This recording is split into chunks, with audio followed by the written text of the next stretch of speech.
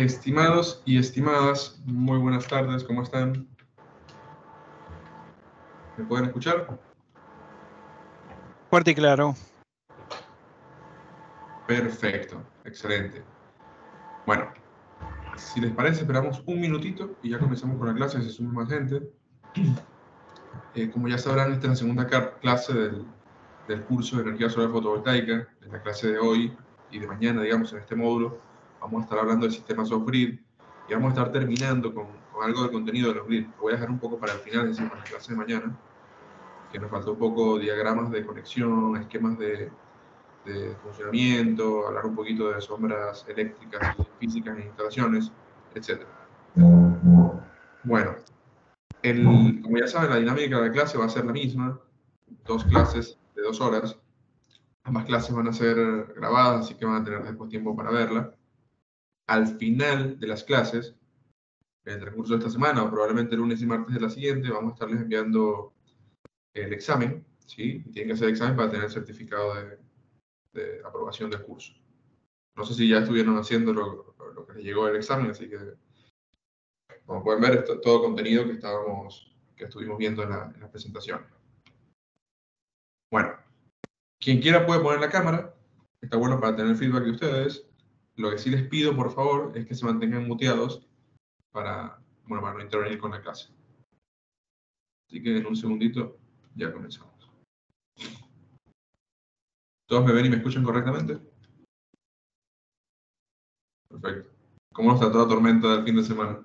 Creo que están todos ahí más o menos de pie. Estuvo complicado. Bueno. Un segundito.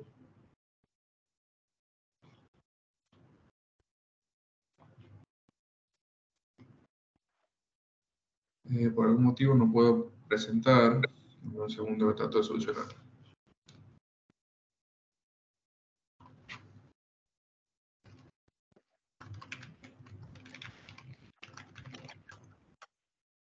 Mientras tanto, acá están todos y todas repitiendo, digamos, ya participaron del curso anterior, de la semana pasada, o no participaron. Cuénteme si hay alguien nuevo. Ahí puedo. Perfecto.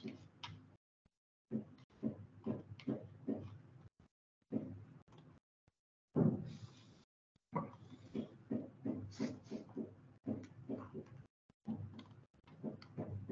Ahí ya voy a compartir. Este es un proceso. Ahí está. Bueno, deberían estar viendo mi pantalla, ¿correcto? ¿Sí? Perfecto. Bueno, entonces, este es el segundo, de vuelta, módulo del curso completo de energía solar fotovoltaica.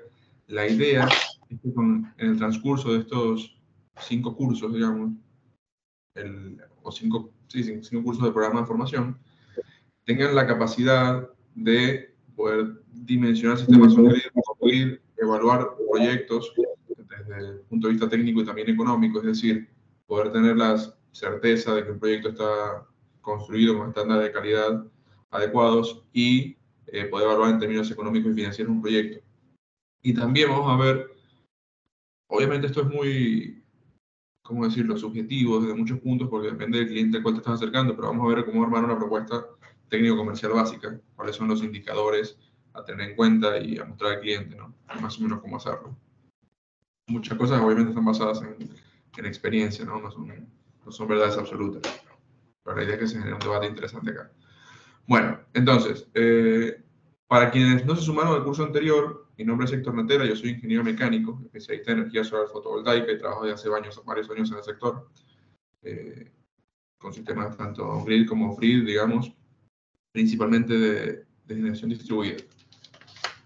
Después me pueden ir haciendo cualquier pregunta, no hay ningún problema.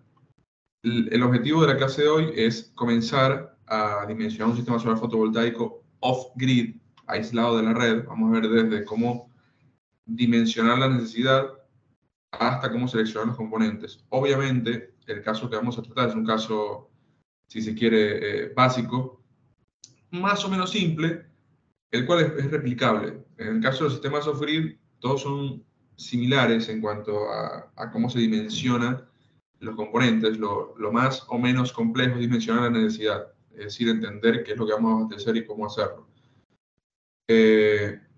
Después vamos a estar hablando un poquito de vuelta de lo que nos quedó pendiente de la parte on-grid, que por un tema de tiempo no llegamos, que básicamente esquemas de conexión y operación y mantenimiento de sistemas, que bueno, creo que tampoco está mal que lo veamos después de esta parte del curso.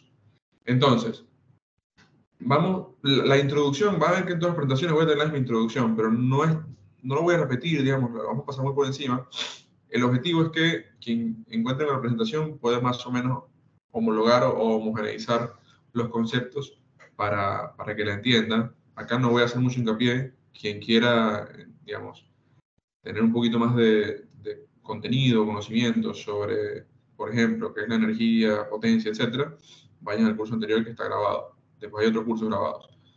Lo que sí vamos a hacer es diseñar un sistema solar fotovoltaico y entender cuáles son los componentes auxiliares, digamos, componentes que no están de vuelta dentro de estos 5 elementos básicos que dijimos que eran los paneles solares: inversor, regulador, banco de baterías y bueno, y estructura de soporte, entre otros, sino que son componentes auxiliares a estos. No vamos a hablar del uso específico de ningún software, ni de qué es la energía solar, ni qué es el efecto fotoeléctrico, etcétera. Digamos, no va a ser tan básico el curso. La idea es que quienes necesiten refrescar conocimiento se puedan ir al curso anterior. Entonces, vamos a empezar con una dinámica similar a la de la clase anterior, un Menti, que es un juego, por así decirlo. Les pido que entren en esa página, menti.com, ya lo hicieron en la clase anterior, y vamos a hacer menti.com, otro challenge.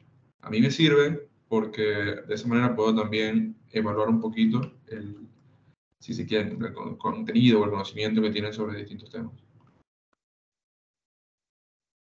Entonces avísenme cuando vayan entrando, lo puse por acá por el chat. Voy a ver cuál es el correcto. Ahí presente, perfecto.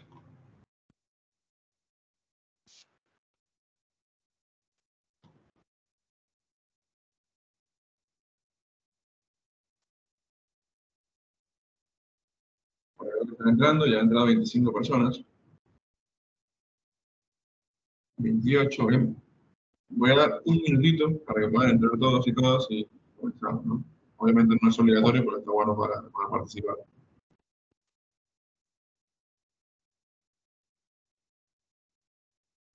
20 personas, 5 y 13 comenzamos.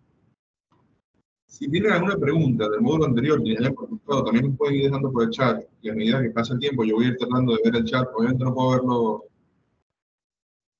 todo el tiempo, pero a medida que lo vaya viendo, vamos a estar respondiendo, ¿no?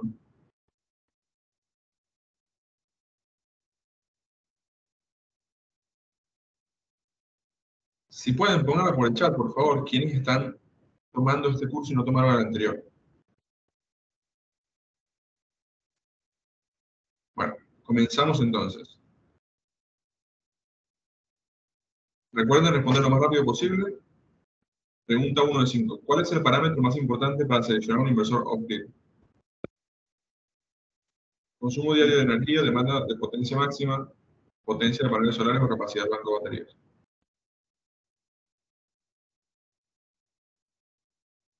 Por ejemplo, mitad de respuesta correcta. Perfecto. Es el parámetro más importante porque es en función al cual nosotros seleccionamos el inversor normalmente.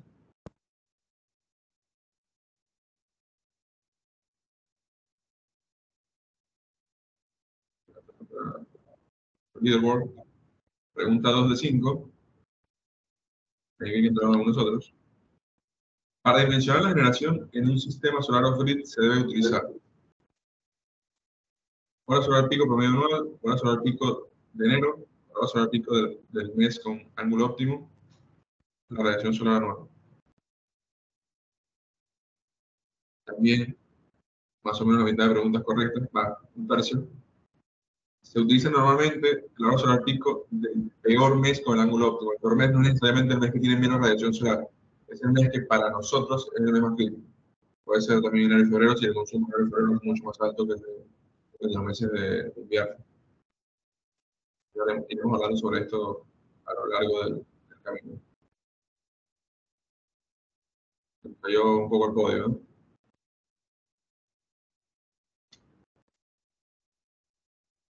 Pregunta 3 de 5.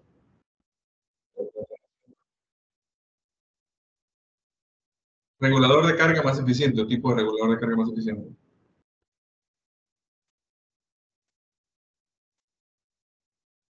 Está bastante fácil. Muy bien, el rubro solar seguramente lo responderá correctamente. MPT, efectivamente, vamos a ver por qué el MPT es más eficiente, ¿no? En el curso.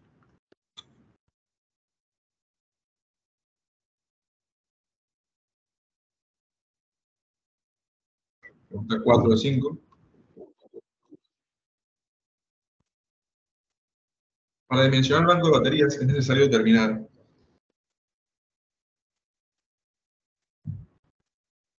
profundidad de descarga, de autonomía, consumo de energía o todas las opciones.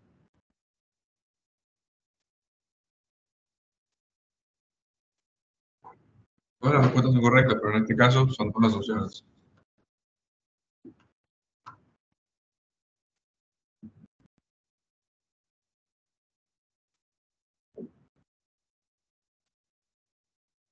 Y pregunta 5 de 5, me parece que está más o menos con cartado ganador.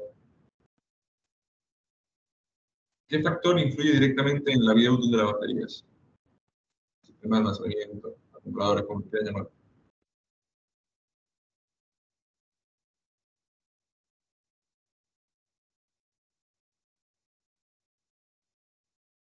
Perfecto.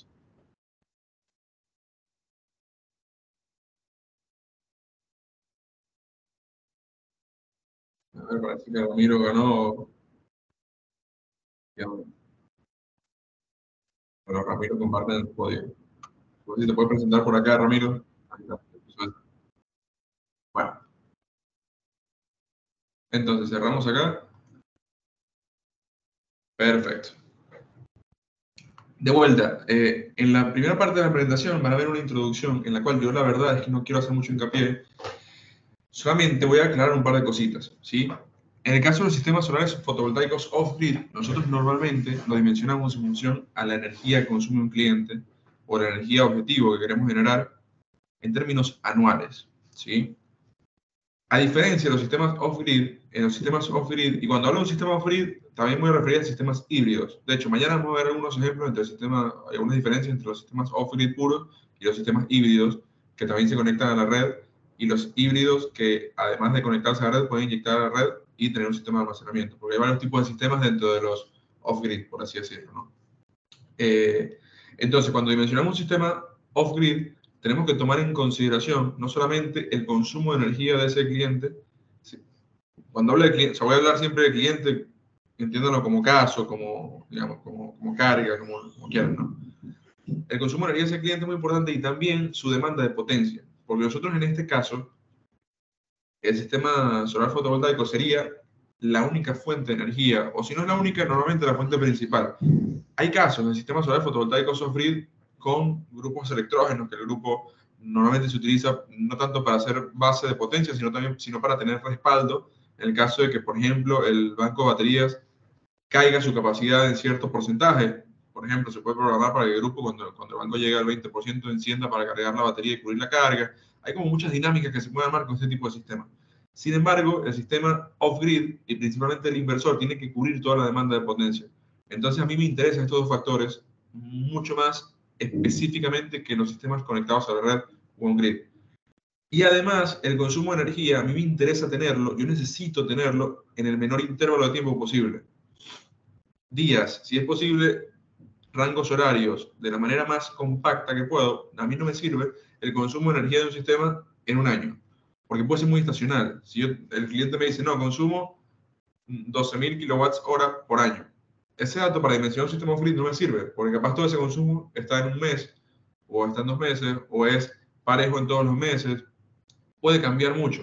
Y obviamente, a menos que sea un sistema off-grid para respaldo en caso de cortes, yo no voy a dimensionarlo en función de las facturas eléctricas, que tampoco me sirve realmente, porque normalmente lo dimensiono en función de las cargas a cubrir. Entonces, tengo que entender muy bien estos dos conceptos. Nada, lo dejo por ahí. Cuando hablamos de potencia, vamos a hablar siempre de kilowatts. Cuando hablamos de energía, kilowatts hora. No importa que el cliente nos dé otra unidad, tenemos que llevarlo a kilowatts hora, por lo menos para que las fórmulas que les vamos a presentar acá funcionen correctamente. Hay algunas otras fórmulas, hay algunas bibliografías donde la energía utilizan como, digamos, la unidad de energía que utilizan es el joule, no el kilowatt hora. Acá como en Latinoamérica se utiliza en general el kilowatt hora, vamos a utilizar ese. Bueno, dijimos que habían tres tipos de sistemas principalmente, on-grid, off-grid. Los híbridos serían una mezcla de estos y sistemas especiales o dedicados. Nosotros vamos a enfocar en este caso y en el día de hoy en sistemas off-grid o aislados de la red.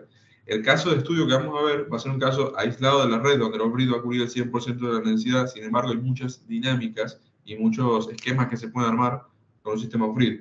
Yo puedo hacer un sistema off-grid y también hay como varias formas de describirlo dependiendo de la bibliografía con la que estudien. Por ejemplo, van a encontrar el concepto de inversor híbrido o sistema híbrido, aquel que es on-grid y off-grid al mismo tiempo. Para otras bibliografías, el sistema híbrido es cuando tienes dos fuentes de energía. Por ejemplo, un inversor off-grid con hidroeléctrica o off-grid con eólica o con un grupo electrógeno, diésel o gas, o lo que sea. Entonces, entendamos muy bien esto. Cuando hablamos de sistema híbrido o inversor híbrido, vamos a referirnos al inversor, porque le entra energía de la red, energía del sistema solar y aparte puede tener almacenamientos para cubrir consumos en el caso de un corte a ciertas cargas. Pero de vuelta, esto puede variar en función de dónde están estudiando. A nosotros nos interesan los sistemas off-grid, caso que vamos a analizar. Un sistema híbrido también puede ser, ojo, cuando hablamos de sistema híbrido, un sistema compuesto por dos equipos, un inversor on-grid y un inversor off-grid, como es el caso de este sistema. El sistema en su totalidad es híbrido, es decir, yo puedo inyectar a la red y en el caso de un corte tener respaldo. Normalmente, esto es importante, normalmente el respaldo que se le da al sistema o a las cargas es para ciertas cargas. Se utiliza un circuito secundario, aparte o esencial, como lo quieran llamar, donde están las cargas más importantes de la casa, ¿sí? Las cargas esenciales. En el caso de un corte, el inversor on-grid se corta, como ya vimos en el curso pasado, y el inversor off-grid va a seguir operando. Va a seguir operando, obviamente, no por un tiempo indefinido. El tiempo de operación va a depender del tiempo de autonomía diseñado, del consumo que tenga en ese momento, de la generación de energía, etcétera, etcétera. Muchas veces, cuando es mi forma de manejarlo, ¿no? Cuando un cliente me dice, bueno, calcula el tiempo de autonomía. Yo siempre digo que el tiempo de autonomía no se calcula, no hay forma de calcularlo, se estima. Yo te puedo dar un estimado, más o menos el tiempo de autonomía va a ser esto, pero no hay un número fijo. Depende mucho de tu consumo, de la generación de ese momento, si tienes o no. Y bueno, también depende de factores incluso como la velocidad de descarga de la batería. Hay muchas cosas que se tienen que tomar en cuenta. Y también es importante entender que existen muchas tecnologías de baterías o de sistemas de almacenamiento. No todas funcionan igual. Nosotros acá vamos a hacer como dos ejercicios, vamos a ver dos ejemplos, uno con sistemas de plomo ácido, que bueno, en gel, AGM o líquidas, funcionan más o menos igual, porque la tecnología es plomo ácido, y litio. Existen otros tipos de sistemas de almacenamiento que actúan distinto en función de la velocidad de descarga, en función de la corriente de descarga, en función de la temperatura. Hay muchos factores que afectan al rendimiento de la batería. Y esto es importante entenderlo porque muchas veces cuando diseñamos un sistema calculamos que la batería, por ejemplo, va a tener cierta cantidad de ciclos y en la realidad no pasa. Los ciclos son distintos o los ciclos son a otra temperatura. Eso va a hacer que se afecte el rendimiento y la vida útil de la batería, entre algunas otras cosas, ¿no? Bueno, entonces, cuando hablamos de sistemas off-grid, de vuelta, acá podemos tener un esquema súper básico, pero no importa. Acá podemos tener o no otra fuente de energía. La característica principal del sistema off-grid es que ante un corte de luz o ante la ausencia de red eléctrica puede crear su propia red. Por ejemplo, existen sistemas on-grid, no sé si los han visto, seguramente que sí. Hay sistemas on-grid conectados a la red que a su vez se conectan a un banco de baterías. Pero un banco de baterías para autoconsumo, para yo generar energía, guardarla la batería y utilizarla a una hora a la cual me conviene, por términos económicos. Eso no es un sistema on-grid, es un sistema on-grid con almacenamiento o un sistema de baterías para autoconsumo. Hay un montón de baterías que se utilizan para esto. Por ejemplo, una marca muy famosa, Tesla, tiene las Tesla Powerwall, que son principalmente para esta aplicación, pero hay un montón. Bueno, si tienen preguntas que vayan surgiendo las pueden dejar de vuelta en el chat y yo voy a ir respondiendo a medida que avanzamos. Entonces, la característica principal de los sistemas off-grid va a ser que ante la ausencia de red pueden crear una red eléctrica con las características y condiciones que yo necesite. Esto es importante porque yo diseño la red en función del nivel de tensión que voy a utilizar, la frecuencia, tipo de corriente, monofásica, trifásica, bifásica, split cell, etc. La autonomía, la generación de energía que va a tener, etc. Entonces, los componentes van a ser el generador, que puede ser un conjunto de paneles o un panel. Regulador de carga siempre va a ser necesario. Muchas veces en los sistemas solares fotovoltaicos el regulador está incorporado con el inversor y tenemos un inversor cargador, inversor regulador. Algunas marcas lo llaman como all-in-one, básicamente. Tiene ventajas utilizar el inversor con el regulador incorporado. También tiene desventajas. Vamos a hablar un poquito de esto porque es muy importante cuando diseñamos un proyecto. Muchas veces, si el proyecto lo diseño como en un plazo largo, que el proyecto va a cambiar mucho, quizá me pueda convenir utilizar un inversor y un regulador, porque yo puedo, por ejemplo, poner más reguladores en el futuro y aumentar el almacenamiento, perdón, la generación de energía del proyecto sin necesidad de aumentar la demanda de potencia. O viceversa, puedo darle más potencia al proyecto con un inversor en paralelo y no modificar el regulador, que además no me conviene. Esto todo lo vamos a ver de manera más detallada, ¿no? Bueno, el regulador se va a encargar básicamente de gestionar la energía que viene del inversor a la batería y también gestionar el estado de carga de la batería. Básicamente va a comunicar en términos eléctricos, ¿no?, la generación de energía de los paneles con el sistema de acumulación, con el objetivo de buscar el punto óptimo de funcionamiento de este sistema de generación. Existen dos tipos de reguladores, lo vamos a ver luego. Después tenemos el inversor, también se llama ondulador, etc. El inversor es el elemento que transforma la corriente continua a alterna. Y en este caso, no la inyecta a la red, sino que alimenta cargas. A diferencia de los inversores on-grid, el inversor on-grid toma energía de los paneles solares y la inyecta directamente a la red.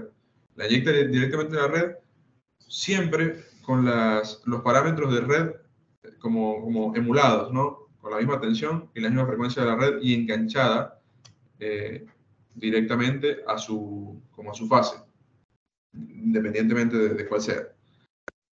En el caso de los inversores off-grid, el inversor off-grid va a tomar energía de la batería, también obviamente de los paneles, y va a crear una red eléctrica, es decir, crea su propia fase, su propia red.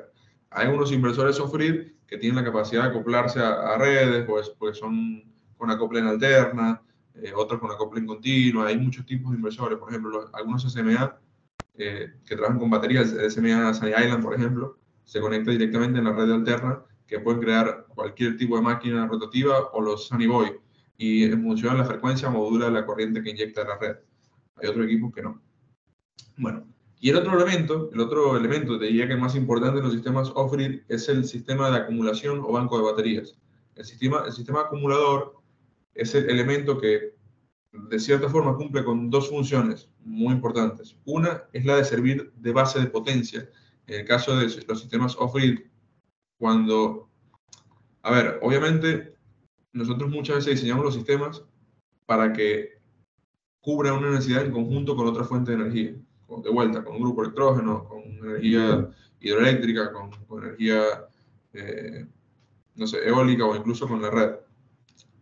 Pero en el caso de no tener ninguna otra fuente de energía que sea solamente solar, la energía solar es muy variable, es extremadamente variable. Yo puedo tener un día donde la curva parezca algo como esto, la curva de generación, y la curva de consumo puede llegar a ser pareja. En los momentos en los cuales yo tengo menos generación que consumo, la carga se caería, digamos, básicamente porque no tengo capacidad de generación para cubrir esa demanda de potencia. Es en ese momento en el cual entra la batería para cubrirme esos momentos en los cuales es insuficiente mi generación. Ese es uno de los usos. Y el otro uso, supongamos que esta curva es más larga, ¿no? Hasta las 12 de la noche, más o menos. Y el otro uso, o la otra función de la batería, es almacenar energía para los momentos en los cuales no voy a tener generación. Es decir, a la noche o a la mañana. Entonces mi sistema lo voy a dimensionar o diseñar para que genere una potencia adicional a la potencia que va a consumir mi carga. Parte de esa potencia, que obviamente en el transcurso del tiempo se transforma en energía, va a ir al sistema de almacenamiento y lo voy a utilizar en el momento en el cual no tengo energía disponible. En general, esas son las dos funciones que cumple la batería. Por lo tanto, en un sistema off-grid, yo sí o sí necesito el sistema de almacenamiento. No puedo funcionar sin batería. Elementos básicos o componentes de un sistema off-grid: módulos solares fotovoltaicos, inversor solar, regulador de carga, puede estar incorporado en el inversor, importantísimo. Estructuras de soporte, sistemas de acumulación o banco de baterías y algunos componentes auxiliares. Componentes auxiliares, de vuelta, como siempre, como protecciones, cableado, fichas, medidores de energía, etcétera, etcétera. Algunas de las características necesarias de este tipo de sistemas, que esto es muy importante, son, y esto es muy importante también hacerlo entender a los clientes. Muchos clientes compran un sistema con baterías y te preguntan, bueno, ¿en cuánto tiempo lo recupero? Y esto es un error conceptual, por lo menos desde el punto de vista de recupero de inversión y tasa de retorno, comparándola con un sistema on-grid. Porque cuando compran un grupo de electrógeno no buscan un tiempo de recupero, buscan cubrir una necesidad técnica. Este tipo de sistemas cubren necesidades técnicas. Obviamente son un poco más caros y sí que se repagan dependiendo de cómo lo evalúes. Capaz tienes que evaluarlo en función a, bueno, cuántos cortes de luz me ahorró y pude seguir operando mi negocio, cuántos cortes de luz, supongamos, ¿no? Me ahorró y pude seguir facturando. ¿Contra qué lo estoy comparando? Por ahí si lo comparo contra la generación de energía de un grupo diésel, va a ser más barato el SOE, que es el costo estabilizado de energía, y así sucesivamente, ¿no? Pero si lo comparas con un grid, obviamente en un grid lo recupera en menos tiempo porque pues no tiene baterías. Entonces, su objetivo principal es generar una red eléctrica, por lo tanto, esta red debe ser segura y confiable. Priorizamos seguridad y confiabilidad antes que precio.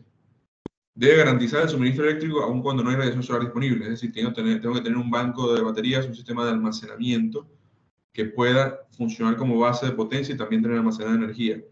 En el caso de los sistemas de bombeo solar, algunas bibliografías digamos, lo etiquetan como un sistema off-grid sin almacenamiento, otros lo etiquetan como sistemas especiales. Depende un poco de dónde te pares. Para mí son sistemas que no son off-grid porque no crean redes. No puedo crear redes estables con un sistema de bombeo solar. Serían sistemas dedicados. Bueno, se me corrió. Debe garantizar, el banco de baterías debe estar dimensionado en función al tiempo de autonomía necesario. Esto es importante. Un banco de baterías no me cubre las necesidades de muchos clientes. Por lo general, ¿qué quiero decir con esto? Este tipo de clientes son mucho más personalizados, este tipo de proyectos. Yo tengo que dimensionar mi proyecto para una necesidad puntual. No puedo, con una instalación, cubrir varias necesidades, por lo menos no de la misma forma. Algún cliente tendrá más autonomía que el otro y así sucesivamente si los proyectos son iguales. Y se debe priorizar el suministro de energía eléctrica antes que el CAPEX. Esto es un poco lo que dije anteriormente. Veo que nos pregunta de qué depende que el inversor se conecte directamente a la batería o al regulador. Lo vamos a hablar un poquito más adelante. Eso depende del esquema, depende un poco de la marca y depende de qué vas a hacer con el proyecto futuro, de muchas cosas, de qué tan modular quieres que sea. Ok. Veo otra pregunta de Marcelo. En un sistema on-grid con almacenamiento se requiere de dos inversores diferentes, uno para cumplir el efecto de isla, la parte conectada a la red, y otro para producir energía en caso de corte. Hay varias formas de diseñar este tipo de proyectos. Puedes utilizar dos inversores, uno on-grid y uno off-grid, o hay inversores híbridos, ¿sí? Que son inversores que en general son como los dos inversores incorporados, ¿no? En el caso de un corte, el inversor, la parte, digamos, conectada a la red se va a desacoplar de la red, entonces va a funcionar en isla con la red eléctrica y tienes otra salida, muchas veces no es la misma, en algunos casos sí, ojo, tienes otra salida que me va a alimentar cargas esenciales, obviamente con una potencia limitada, 3 kilowatts, 5 kilowatts, no puedo alimentar cargas infinitas porque no tengo la potencia de la red. Existen otros equipos que utilizan una especie de, lo llaman transfer box o caja de transferencia o como lo quieran llamar, que desacoplan la red con un juego de contactores y ellos crean una red en esa misma, ¿cómo decirlo?, como caja de transferencia que acopla hasta una potencia máxima. Depende mucho de los equipos. Hay algunos equipos que incluso no todas las marcas tienen, pero hay como un funcionamiento que se llama SPS, por las siglas, si mal no recuerdo, es Secure Power Supply, que es básicamente que pueden suministrar energía aún en caso de un corte en una salida específica del equipo, pero se utiliza mucho, aun cuando no tengas baterías, que no son grid. Esto se utiliza mucho, por ejemplo, en lugares donde hay muchas catástrofes, como la que pasó el domingo, pasan muchos tornados, para que puedas seguir teniendo algo de energía para cargar un teléfono o algo por el estilo, en el caso de un blackout total. Se vende mucho en el Caribe, por ejemplo, para que tengan una idea, Florida, esos mercados. Bueno, veo cómo se dimensiona el circuito dependiendo del requerimiento del cliente. Esto es lo que vamos a ver en el curso. Y es justamente lo que vamos a empezar a ver en este momento. Bueno, esto se lo llevan, ya saben cuáles son las diferencias, no lo voy a repetir. Vayan al curso anterior, que es muy interesante. Ok, entonces vamos a ver cómo dimensionar y diseñar el sistema. Yo creo que siempre me gusta utilizar como estas dos palabras, dimensionamiento y diseño, porque son conceptos distintos. Cuando hablamos de dimensionamiento, determinamos cuáles son las necesidades del sistema. Necesidades relacionadas a la potencia alimentar, por allá la potencia solar fotovoltaica, potencia eh, de generación, digamos, potencia de acople, energía en la batería. Esto sería el dimensionamiento. Y el diseño es justamente la selección de los componentes, porque de nada me sirve entender, por ejemplo, que necesito 8 kilowatt pico, pero no sé cómo distribuirlo en paneles y cómo integrar esto con el inversor. El proceso de diseño de un sistema solar fotovoltaico es un proceso muy iterativo. ¿A qué me refiero con muy iterativo? Muchas veces yo tengo que integrar los componentes entre sí y capaz el inversor que seleccioné con la cantidad de paneles que seleccioné en función a mi cálculo no son compatibles, porque, no sé, por ejemplo, por decir algo, el inversor trabaja hasta con 12 paneles y el cálculo me da 13 paneles de la potencia que voy a utilizar. Bueno, capaz tengo que cambiar el inversor, tengo que reorganizar la forma en la cual conecté los paneles en serie, capaz tengo que hacer en lugar de una serie de 13, bueno, no me funciona, tengo que hacer capaz dos series de 7 y me da 14 paneles.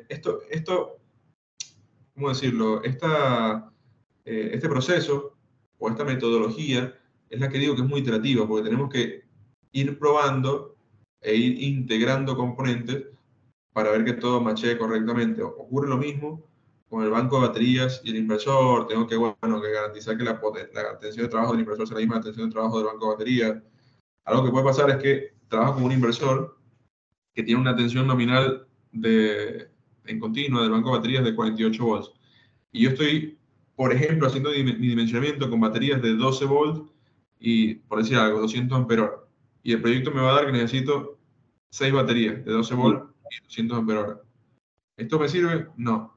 ¿Por qué? Básicamente porque si pongo las 6 baterías en serie, me voy a pasar de tensión. Si pongo las baterías en series de 2, me quedo corto, o en series de 3 igual. Entonces tengo que ver cómo organizarlo. Capaz me conviene utilizar baterías mucho más grandes de 300 amperios y que me dé 4, o utilizar 8 baterías, que así tengo dos series de 48 volts, digamos, dos bancos. Esto es lo que vamos a ver. Hay inversores que solamente funcionan con paneles sin batería ni conexión a red. Sí, hay inversores que trabajan solamente con paneles sin batería ni conexión a red. El tema con estos inversores es que no te pueden garantizar tensión estable, potencia estable, a menos que tengas mucha generación en función a la potencia. Por ejemplo, los Growatt de la marca, del modelo, perdón, SPF 5000 y 6000S los pueden hacer.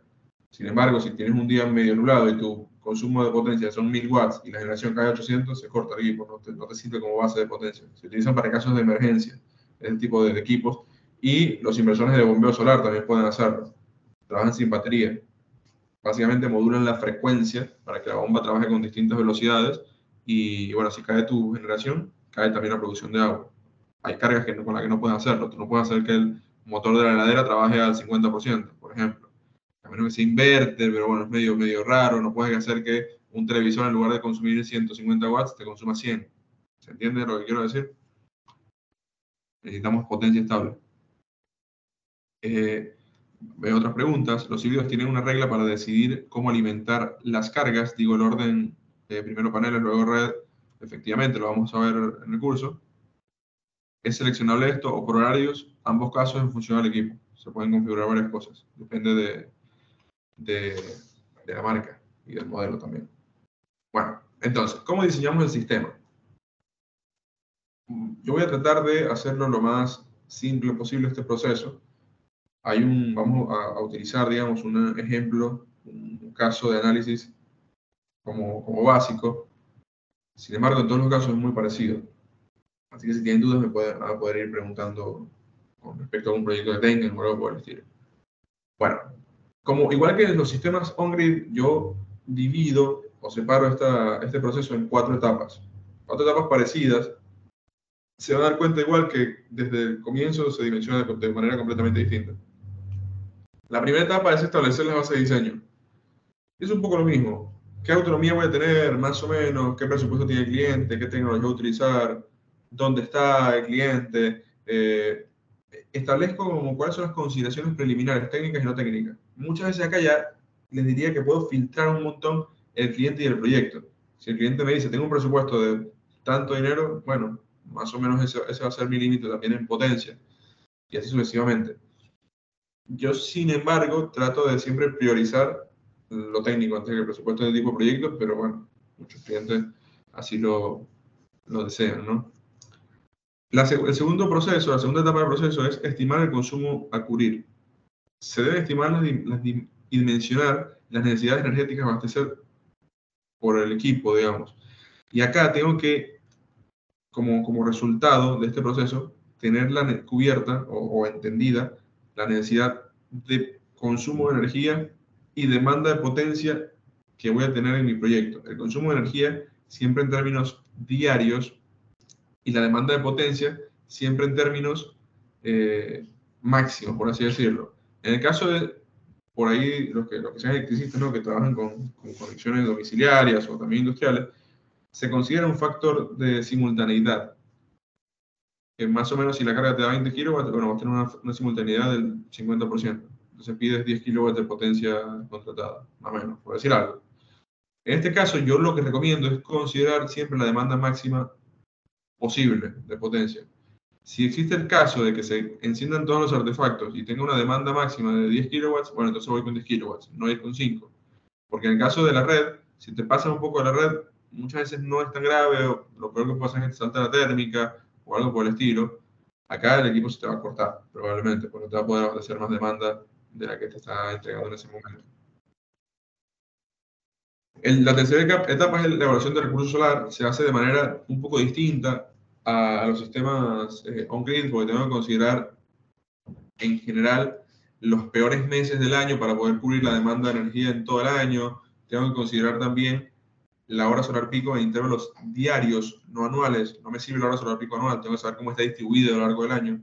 Y esto es especialmente importante en países donde hay una variación del recurso muy importante. Tengo más recursos en enero, febrero que por ahí en junio y julio.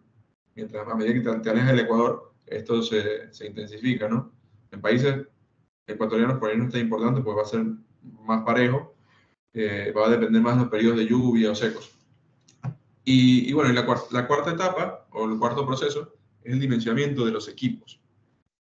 Entender qué equipos voy a utilizar, cuáles van a ser las potencias de ellos, cómo conectarlos entre sí, etcétera, etcétera. El objetivo un poco es que podamos, después de hacer el análisis, armar un pequeño esquema unifilar para entender cómo se conectaría el sistema que estamos instalando.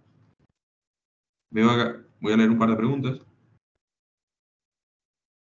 ¿Cómo se dimensiona el circuito dependiendo? Bueno, ya lo vimos. Los híbridos tienen una regla para decir también. ¿Hasta cuántas baterías es recomendable conectar en paralelo? Esta es una buena pregunta, depende de la tecnología de la batería. Y si se pueden entre ellas balancear o no electrónicamente. Por lo general las de litio se pueden balancear y no hay tanto problema, puedes conectar un montón de baterías de litio en paralelo. Algunas marcas te permiten conectar 16, por ejemplo, en paralelo y a partir de ahí se hacen hubs de interconexión. Se conectan hubs de la misma cantidad de baterías. Depende de muchas cosas. Bueno. Entonces, lo primero, establecer bases de diseño de mi proyecto. Acá de vuelta, es básicamente armarme una lista, un checklist de las cosas que necesito saber del cliente o del proyecto para poder hacer mi instalación. ¿Cuáles pueden ser estas? Bueno, una, obviamente, y de manera muy clara, los equipos que voy a alimentar. ¿Qué voy a alimentar en mi proyecto? ¿Cuáles van a ser mis demandas energéticas? Necesito saber tanto cuáles son mis equipos, como cuántos son, como cuánto tiempo se usan. Es decir, necesito saber qué cargas, qué tipo de cargas son las que voy a alimentar. En función de la carga, van a trabajar de manera distinta, digamos. Qué potencia demandan esas cargas y cuántos equipos son y qué tiempo se utilizan al día. No me interesa el tiempo por mes o por año. Necesito saber más o menos por día cuánto tiempo se utilizan, porque yo en mi sistema, la autonomía de mi sistema, la cuantifico en términos diarios. Tipo de superficie de la instalación. Esto hace un cambio importante en el presupuesto. Dependiendo del tipo de instalación donde yo instalo, la estructura de soporte cambia, cambian los tiempos de instalación, cambian los materiales, cambia incluso qué ángulo de inclinación le puedo dar a mi proyecto en términos reales. Pueden cambiar muchas cosas. Superficie disponible en metros cuadrados. Muchas veces la superficie puede ser un limitante, digamos, en mi proyecto. Orientación e inclinación. En los sistemas off-grid es más importante que en los sistemas on-grid que esté bien orientado el proyecto, porque obviamente yo necesito cubrir una demanda de energía puntual y específica. No tengo la red eléctrica que me respalde. Si me quedo sin energía, probablemente me quedo sin la capacidad de alimentar mi carga. Entonces acá es un poco más importante esto. La regla general, y es como vamos a hacer el ejercicio, es que yo dimensiono mi proyecto para el momento en el cual tengo menos generación. Por ejemplo, y por decir algo, con el ángulo óptimo para junio, ¿sí? Que me va a dar más o menos latitud más 15, 49 grados, 45, 50 grados, por allí, dependiendo obviamente de dónde estoy. No siempre es así. Es decir, tomen esto con pinzas, porque muchas veces a mí me conviene integrar mi instalación a una cubierta o me conviene darle menos ángulo por distintos temas. Uno de los temas pueden ser, por ejemplo, para que tenga menos resistencia al viento y menos riesgo.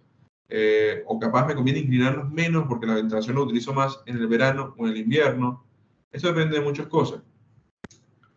Por ejemplo, si el sentido común les diría que por la instalación en la base Antártida, los paneles tienen que ir a 90 grados, porque están casi a 90 grados de latitud y bueno, ese es el ángulo óptimo. Y no, porque a 90 grados no te sirve nada porque no tiene sol, entonces tratas de optimizar el rendimiento del verano, se inclinan en 45, 40 grados más o menos, no a 90 grados.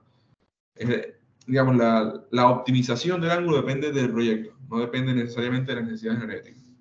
Bueno, si tengo los respaldos con grupo de hidrógeno, la estacionalidad del consumo, la casa puede ser una casa de verano, puede ser que se utiliza todo el año, y no solamente de una casa, también hablo de sistemas productivos, de industrias. ¿Hay red eléctrica o no? Es decir, si tengo un sistema autónomo por completo, pues un sistema de respaldo que me tiene que dar cierta autonomía. Ahora seguramente ya saben, pero en muchos lugares de Buenos Aires han habido cortes importantes de 2, 3 días desde el domingo que pasó la tormenta, de la provincia, digo. Tengo algunos clientes que me llaman, Héctor, se me quedé sin batería. Y bueno, el sistema está dimensionado para cortes de 8 horas, 9, 10 horas, no para 3 días de autonomía. Es un sistema ya off-grid, aislado de la red. Y de ahí parte, bueno, un poquito, una consideración no técnica, que es la expectativa del cliente, qué le ofrecía al cliente. Bueno, el tiempo de autonomía necesario, es importante entenderlo también, durante cuánto tiempo esperas tener resueltos los cortes de luz o durante cuánto tiempo esperas tener energía eléctrica aún en días muy nublados. Y esto hace, digamos, significa un dato muy importante cuando hablamos de cargas o consumos críticos. Por ejemplo, estaciones repetidoras, antenas repetidoras, se corta la luz, tengo que seguir emitiendo señal. Lugares donde se guardan medicinas, por ejemplo, que no se pueden perder refrigeración o vacunas, ambulatorios, centros de atención especial, aeropuertos, etcétera. Digamos, hay lugares donde yo no puedo cortar nunca el suministro. Entonces, por ahí diseño un sistema. O sea, una vez diseñé un sistema con 15 días de autonomía, un banco de baterías enorme para un lugar en medio de la nada. Pero bueno, cosas que pueden pasar en los proyectos. Por lo general, un sistema off-grid se diseña para 2, 3, 4 días de autonomía. Es raro diseñar un sistema para más tiempo de autonomía porque hay un momento en el cual, y esto depende del proyecto y de muchas cosas, es más económico, lo vamos a ver luego, donde me conviene, en lugar de poner más batería para tener más autonomía, pongo un grupo generador a gas o diésel y que se encienda un par de horas para cargar la batería cuando me quede sin almacenamiento. Por lo menos en términos económicos, este balance se tiene que realizar. Perfil de consumo, diurno o nocturno. Esto va a hacer que varíe de manera sensible cómo es mi sistema de almacenamiento, posible ubicación, importante. Y como consideraciones no técnicas, es importante saber la ubicación exacta, el objetivo del proyecto, la propuesta, el presupuesto estimado, para obviamente darle un límite en términos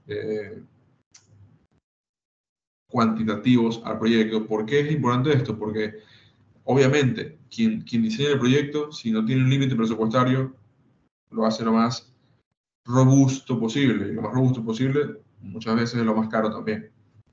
Se tiene que poner en la balanza. Yo que yo soy ingeniero, obviamente priorizo siempre lo técnico. ¿Cuáles son las expectativas del cliente?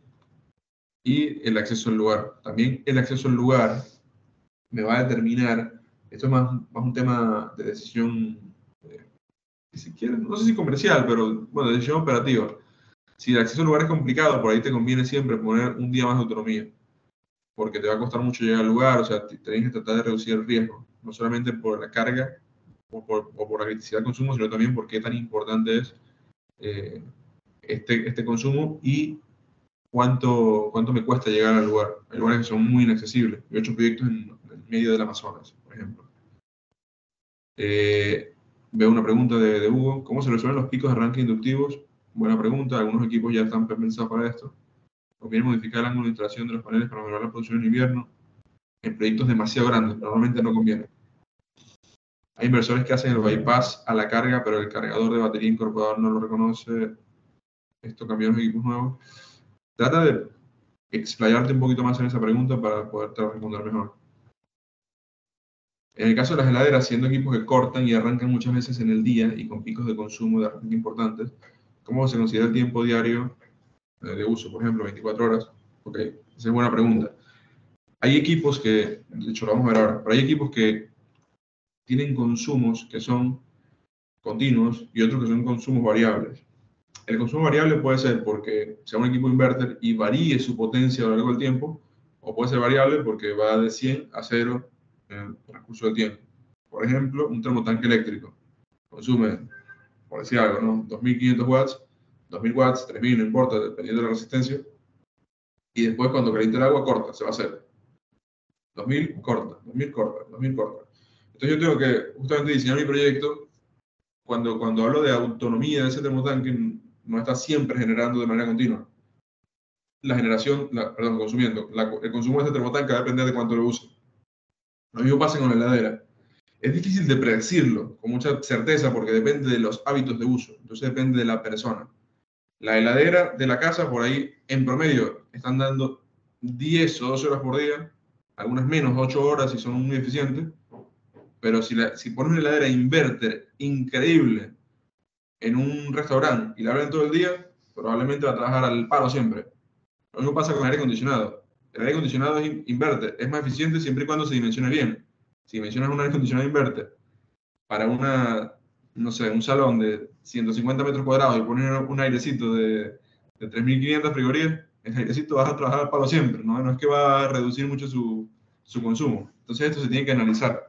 La heladera por lo general se consideran 12 horas, si eso responde a tu pregunta de manera más puntual. Con el generador no carga la batería con 220 de red, sí. Ok, entiendo la pregunta. En general se puede cargar con generador y no hay problema. Casi siempre esto es culpa del generador, que tiene mal regulada la frecuencia. Entonces sale de frecuencia y el equipo no la toma. Hay algunos equipos que tienen un modo generador de entrada y trabajan con un rango más amplio de frecuencia, pero muchas veces esto es culpa del generador, no es culpa del inversor. De hecho, nunca lo es, casi nunca. Sí, y también por la forma de onda, Pablo. No es tanto por la forma de onda, sino más por la frecuencia. Bueno, entonces, supongamos que ya tenemos las bases de diseño estimadas en mi proyecto. Vamos a hacer un proyecto free completamente, en un lugar más o menos aislado de la red. Y bueno, el proyecto voy a priorizar lo técnico en lugar de lo económico. La segunda etapa o el segundo proceso es la estimación de las necesidades o de los consumos a cubrir. Y acá hay dos posibles formas de encararlo, porque depende de cuánta información tenga o cuánto no. La primera es con un consumo proyectado, donde el consumo no está instalado y por lo tanto yo lo debo proyectar, o no sé cuál es el consumo. Entonces, lo que normalmente hago es estimar el consumo de energía que tendrá la instalación. Es lo que casi siempre se hace con la tablita que más o menos conoce, donde coloco, perdón, la lista de equipos, cuántos equipos voy a alimentar, cuánto tiempo van a estar alimentados, y me entrega como resultado la potencia y la energía de ese proyecto. Eso es más o menos lo que vamos a hacer hoy. Y otra forma de hacerlo es con un consumo existente. Esto no siempre pasa, en algunos casos sí. Por ejemplo, ¿en qué caso yo ya conozco el consumo? En un cliente donde el sistema va a alimentar el consumo de energía del proyecto, digamos, en el caso de un corte de energía. Ese cliente probablemente ya tiene facturas, ¿sí? Al ya tener facturas, ya yo conozco el consumo de energía y puedo más o menos estimar cuál va a ser ese consumo en el caso de un corte. Más o menos. ¿Qué es lo que suelo hacer yo en este tipo de clientes? Dos cosas. Si el consumo es muy crítico, lo que hago es que un mes antes, 2 meses antes, le pongo un analizador de red o un power meter, como lo conozcan, ¿no? Para que pueda graficar cuál es el consumo real del cliente, tanto del día como de la noche, en 1 o 2 meses, y más o menos le armo un promedio, ¿no? Otra forma de la cual se puede hacer es, que no es lo ideal, pedirle la factura del cliente y todos los meses dividir el consumo por la cantidad de días del mes. Entonces eso me va a dar más o menos un consumo de energía diaria. Forma 2. Forma 3, que es un poco más real, porque me va a dar certeza de cuáles son los días. Le digo al cliente, mira, si tú quieres tener una precisión total de tu proyecto, hagamos lo siguiente. Mide todos los días, a primera hora del día, a las 7 de la mañana, y al otro día a las 7 de la mañana, tu pilar. ¿Cuál fue el consumo? Anotas el día, porque muchas veces no tengo un power meter, digamos, para el cliente, no tiene sentido poner un cliente residencial. Ve anotando, y a fin de mes yo voy a tener un histórico del consumo, y también voy a entender cómo va a estar distribuido ese consumo a lo largo de los días. Por ejemplo, si se consume más el fin de semana que en la semana, etcétera, etcétera. Son formas de analizarlo y de encararlo, depende mucho también de cuánta información tenga. Por lo general, lo que se hace es me armo la misma tabla que en los sistemas donde proyecto el consumo y lo analizo como si no tuviera red eléctrica del cliente. También se puede hacer. Hace que muchas veces no es real, o sea, mientras yo analizo de manera más real mi consumo, la estimación va a ser más precisa. Ahora, supongamos que acabamos a proyectar el consumo. Es para un caso de un sistema que va a estar completamente aislado de la red, donde no tengo forma de medir cuál va a ser el consumo de mi cliente, ¿no? Ok. Yo lo que tengo que hacer es entender cuál es el consumo de cada artefacto. Muchas veces el cliente me dice, mira, tengo un termotanque, una cafetera y un microondas. ¿Cuál es la potencia de esa cafetera? ¿Cuál es la potencia de ese termotanque? ¿Cuántos focos de luz va a utilizar y de qué potencia? Etcétera, etcétera. Acá es donde es difícil como llegar a un punto común con el cliente donde le digas, mira, este proyecto que diseñé está pensado para cubrir estas necesidades. Si te sales de acá, para arriba, digamos, no lo va a cubrir. Si te sales para abajo, tu autonomía va a ser mayor. Pero ahí es donde está difícil como llegar a un punto de acuerdo.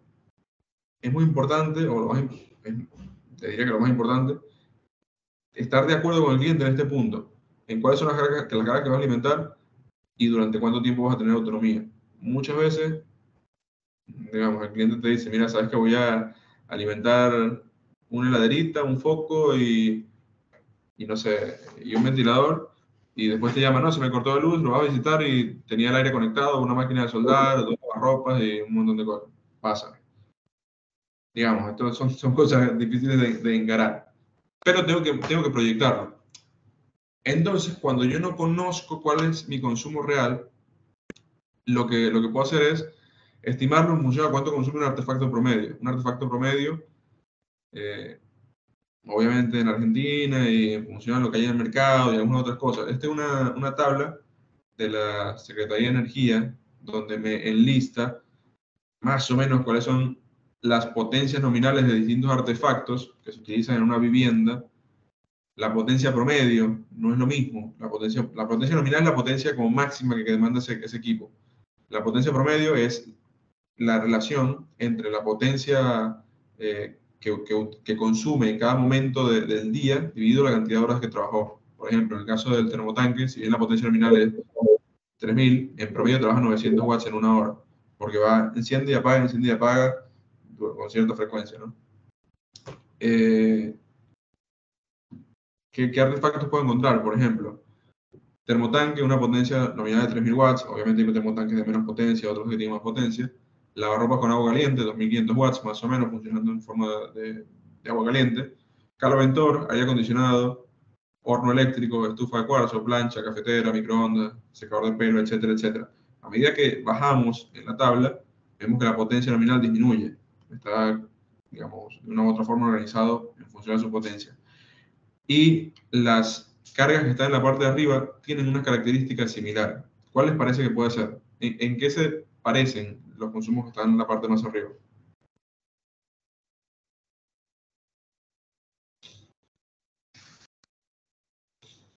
¿Qué se les ocurre?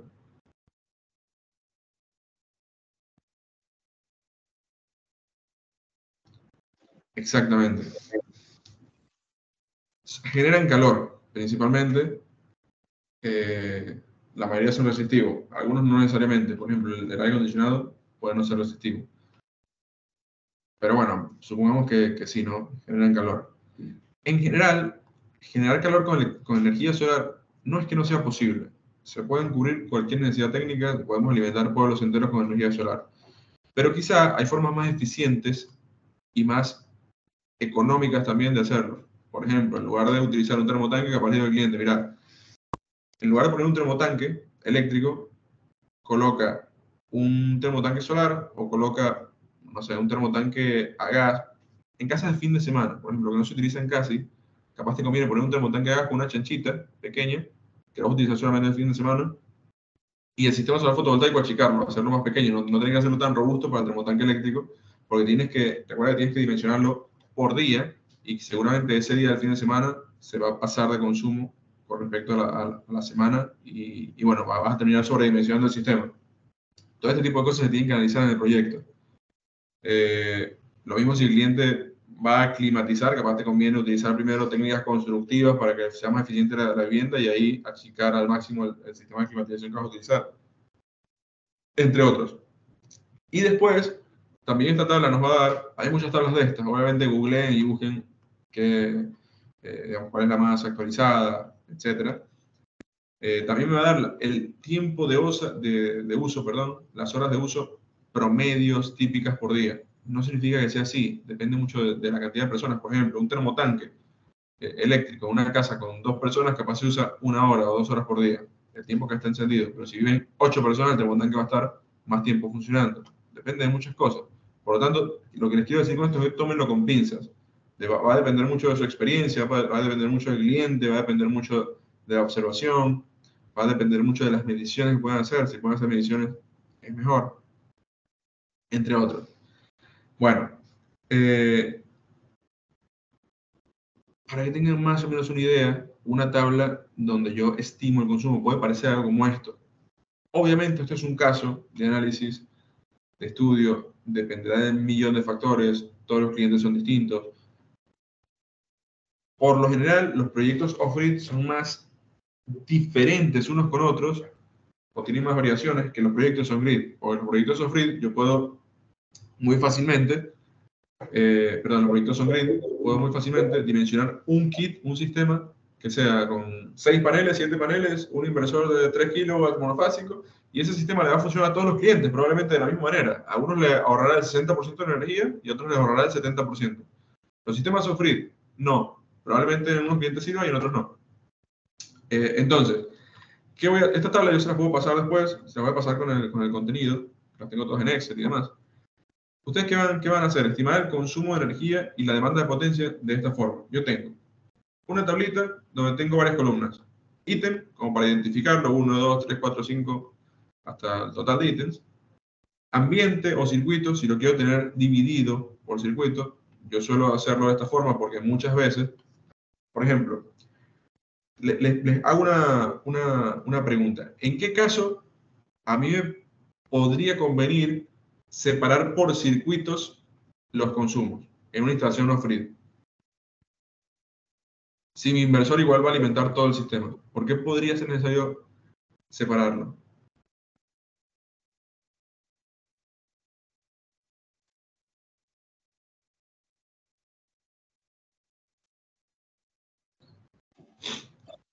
Bueno, hay una respuesta acá de José Briceño, que es José Félix, ¿cómo anda José Félix? Que dice, bueno, para separar esenciales de prioritarios. Viene bastante por allí. Por ejemplo, si yo tengo una casa donde un cliente me dice, ¿sabes que yo quiero alimentar todo mi consumo? Toda la casa, incluyendo aires acondicionados, un lavarropas, etcétera. En días críticos, donde tengo un consumo de energía muy alto y poca generación, probablemente el nivel de batería caiga a un punto muy bajo. Si cae a un punto muy bajo, a mí capaz me conviene, eso se puede programar en casi todos los equipos de manera muy fácil, un deslastre de carga. Con un contactor alimento dos circuitos, con solo el circuito de lavarropa, de aire acondicionado y de alguna cosa que no me interesa alimentar, luz exterior, por ejemplo. Y si la batería baja del 40%, ¡pam!, se me deslastran estos circuitos. Eso puedo hacerlo. Eso debe ser una muy buena solución para no tener problemas relacionados. Ay, dejé el aire encendido y me quedé sin batería. Bueno, usa solamente el aire si la batería está por encima del 50%. Eso se puede hacer y se puede después, obviamente, eh, como configurar en el tiempo. Bueno, después tengo el artefacto para tener un tracking de qué es lo que estoy alimentando. La potencia de cada artefacto, el factor de potencia. Esto es muy importante porque en el caso de la red, a mí me cobran obviamente solamente por la potencia activa, que es la que estoy utilizando efectivamente. Pero la red me entrega toda, yo después le devuelvo lo que no uso. En el caso de los sistemas off-grid, me tienen que alimentar también me tienen que alimentar la potencia aparente de mis equipos. Entonces, en muchos casos, cuando es muy ineficiente en términos de factor de potencia una carga, el consumo es más alto de lo que nosotros podemos observar. Y si no lo consideramos, capaz el proyecto se queda corto, ¿no? Bueno, el factor de potencia depende de cada equipo, pero más o menos tomen esto como referencia. Cantidad de equipos, por ejemplo, TV 1, ventilador de techo 2, heladera 1, pava eléctrica 1, modem 1, etc. Total de potencia, el total de la potencia va a ser igual a la potencia dividido el factor de potencia. Y la potencia aparente, la que yo efectivamente voy a tener que entregarle las cargas. Tiempo de uso diario, esto es mega polémico, depende de muchas cosas. Yo lo que recomiendo es tomar un buen factor de seguridad para los sistemas que están off-grid. Por lo general, los sistemas que a mí me han funcionado muy bien, para que tengan una idea, son sistemas off-grid con 2-3 días de autonomía y un grupo de electrógeno de emergencia, que se prenda automáticamente con un contactor, con un encendido automático, en función del estado de carga de la batería. Eso se puede hacer perfectamente, se pueden hacer muchas cosas. Bueno, la multiplicación o el producto de la potencia total, de la potencia total de mi carga y el tiempo de uso me va a dar el consumo de energía. Entonces de acá a mí me va a interesar dos datos esenciales. Potencia total de consumo, la demanda máxima de potencia y el consumo de energía. Muchas veces el consumo de energía yo lo multiplico por un factor de seguridad. Les diría que mínimo tomen el 10%. Y depende del proyecto tomar más. Si son empresas o comunidades donde podría existir un aumento de la demanda, una casa que está en expansión, está construyendo otra habitación, viene gente todos los fines de semana, etcétera, considerar un 20 o 30%. Y en lugares que crecen constantemente, 40, 50% de factor de seguridad, o donde la demanda es muy impredecible o muy estacional, también. ¿Qué datos me interesan a mí de esta tabla? Después se las paso para que lo puedan chusmear. La demanda de potencia máxima, que va a ser 3.924 volt-ampere, 4 kVA más o menos. La energía diaria consumida, que van a ser 8.846 watt-hora por día. Esto me da, si multiplico esta energía consumida por la cantidad de días de un mes promedio, me da 270 kWh por mes, que es un consumo bastante razonable para una casita rural, más o menos de campo, puede llegar a ser, ¿no? Veo que hay un par de preguntas, voy a tratar de responder. Bueno, subieron ahí un enlace. En el caso de que tengas consumos de aire acondicionado, por ejemplo, que solo se utilicen un par de horas por fin de semana, calculo que habla sobre el deslastre. Yo he sumado varios fracasos proyectando con datos del dueño del campo y uso del sistema por el puestero. ¿Hay algún componente accesible para limitar el consumo de energía y no por el voltaje de la batería? Bueno, la verdad es que sí, depende del tipo de tecnología que estés usando. Las baterías de plomo ácido o de níquel cadmio o de alguna de estas tecnologías electroquímicas que no utilizan BMS, no, digamos, estableces el estado de carga de la batería en función del voltaje. Pero con litio puedes perfectamente programar para que el sistema deslastre al 50% de la batería, algunas cargas o al 60%, tú lo puedes programar, no hay ningún problema. ¿Esa conexión a un contactor se realiza a través de los contactos secos del inversor? Normalmente sí, efectivamente. Te diría que casi todos los equipos tienen, o el 90%. El dato de factor de potencia donde se consigue 0.9 me suena poco para una heladera. Depende de muchísimas cosas. Este es un factor de potencia de una heladera eficiente. Obviamente puede ser menor el factor de potencia. Se consigue dependiendo del equipo. Normalmente las hojas de datos, los manuales te lo dicen. Bueno, entonces acá nos interesan dos datos. Demanda máxima de potencia, consumo de energía diario. Con esto vamos a estimar potencia de inverter y cantidad de paneles y también días de autonomía.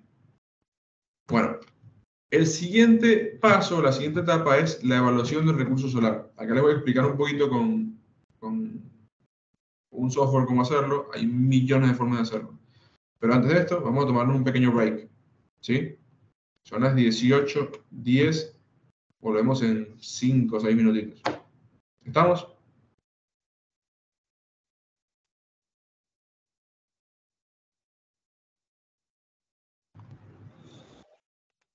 Estimados, estimadas, volvemos. Avísenme cuando esté por allí.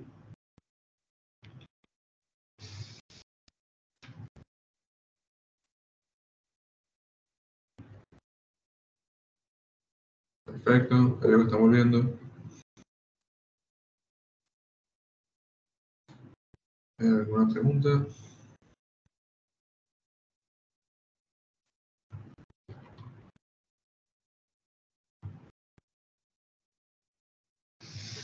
Tengo por delante un proyecto solar fotovoltaico off-grid para iluminar solo patio en una primera etapa. Es recomendable apuntar a off-grid o asesorar al cliente para un sistema híbrido. Si quieres, después hazme la consulta por correo porque te la puedo responder de muchas formas. Depende de cómo quieres encargar el proyecto, de cómo el cliente, si es para cortes. Obviamente no tiene sentido aislar una parte de la casa con un off-grid si tienes red en la casa. Capaz te conviene aprovecharlo y utilizar un poco más el proyecto. Bueno, continuamos entonces. Dijimos que la siguiente etapa era evaluar el recurso de la zona.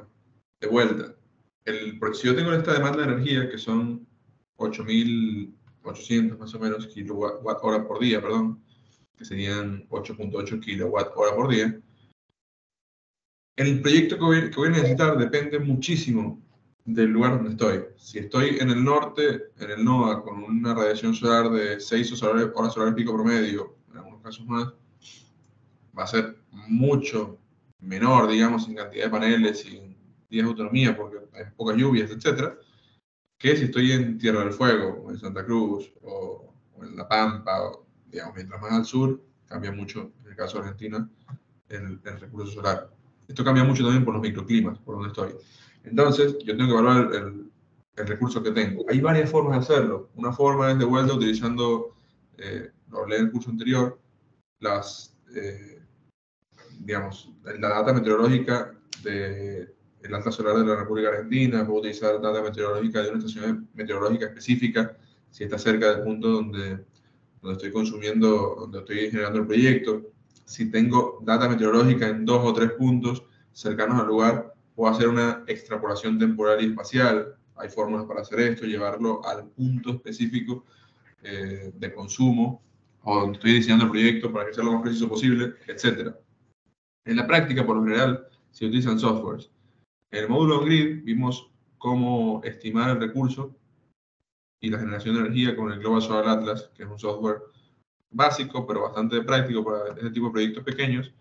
Hay otras formas de hacerlo, por ejemplo, utilizando, en el caso de la clase de hoy, vamos a utilizar el software de la NASA, que es el power.lark.nasa. ¿Cómo lo hago? Entro a esta página que está acá. Power.lark.nasa.gov. Es una forma de hacerlo, ¿eh? Si tienen la hora solar pico del lugar con algún otro software, lo pueden hacer. Obviamente hay muchas bases de datos que tienen distintos niveles de precisión, de incertidumbre, de probabilidad de ocurrencia, que es el P50, P90, P95, P99, depende de muchas cosas. Esta es como una forma bastante aceptada, pero básica para hacerlo. Entonces, acá en esta página nos vamos a Data Access Viewer, que es básicamente como la interfaz. Me voy al punto donde quiero diseñar mi proyecto. Supongamos que vamos a hacerlo en Buenos Aires. Puede ser cualquier otro lugar, como Buenos Aires, porque seguramente la mayoría de acá serán de acá. Supongamos que mi instalación va a estar en Morón. Me llevo el puntero a Morón, aquí, en ese lugar. También puedo colocar de manera manual las coordenadas, latitud y longitud. Selecciono la primera opción, la User Community, va a ser energías renovables. El intervalo va a ser climatológico, toma intervalos de medición muy largos en el tiempo. Después voy a seleccionar el formato de los datos, puede ser cualquiera, supongamos que es CSV, una hoja de cálculo, y me voy a los datos que necesito. En general, lo que más me interesa es los parámetros para paneles solares inclinados, y el que me interesa es Solar Irradiance for Equator Facing Tilt Solar Panels, que es básicamente la radiación solar en el plano inclinado del panel solar. Hago clic acá y Submit para pedir la información.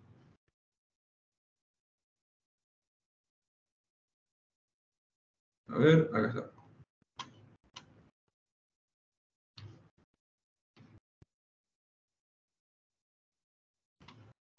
Abro el Excel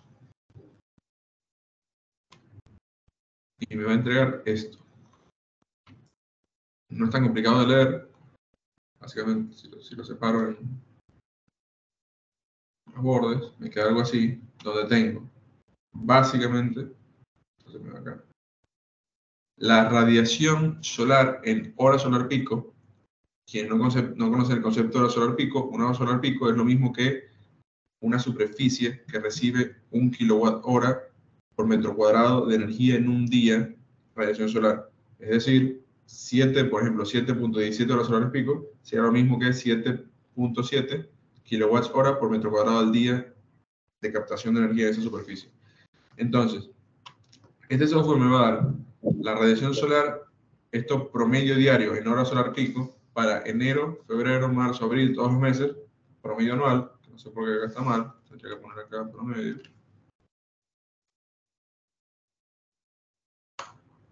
Promedio anual, con una inclinación de mi superficie igual a la horizontal, digamos, la latitud menos 15 grados, sería más o menos 20 grados, la latitud más 15, o posición vertical. Luego, la hora solar pico, si mi ángulo de inclinación es siempre óptimo, ángulo óptimo de captación de cada mes, y la orientación adecuada, que va a ser siempre igual, va a ser siempre orientación norte. Ahora, la pregunta del millón es: ¿qué dato me interesa a mí de acá, de esta tabla?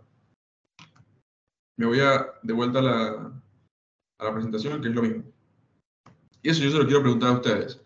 ¿Cuál creen que sea el dato que a mí me interesa para dimensionar mi sistema solar fotovoltaico? ¿El de qué mes y qué inclinación? ¿Qué se les ocurre, digamos? ¿Cuál serían sus respuestas técnicas?